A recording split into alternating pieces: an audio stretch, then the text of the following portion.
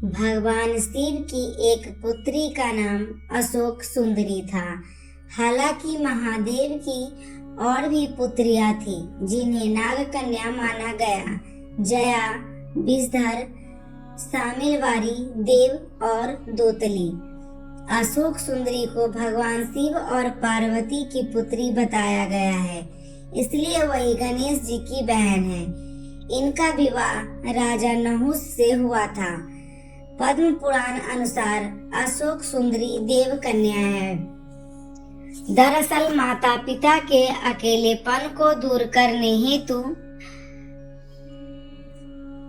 माता पार्वती के अकेलेपन को दूर करने हेतु कल्प वृक्ष नामक पेड़ के द्वारा ही अशोक सुंदरी की रचना हुई थी।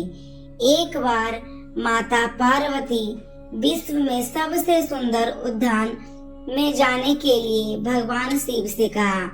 तब भगवान शिव अपनी पत्नी पार्वती को नंदनवन ले गए।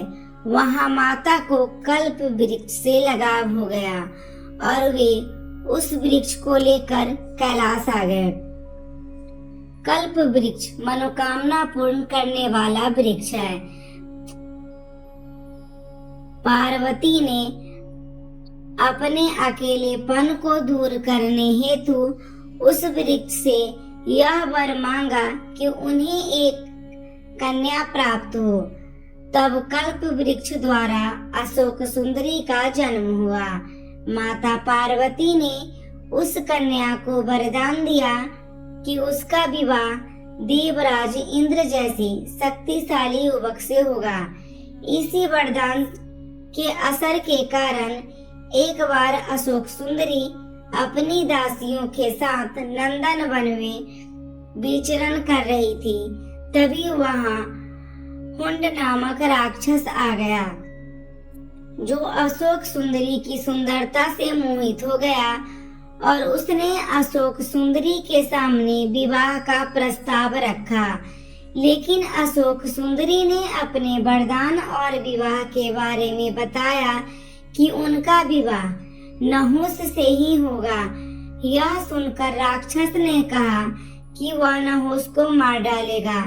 ऐसा सुनकर अशोक सुंदरी ने राक्षस को शाप दिया कि जा दुष्ट, तेरी मृत्यु नहुस के हाथों ही होगी।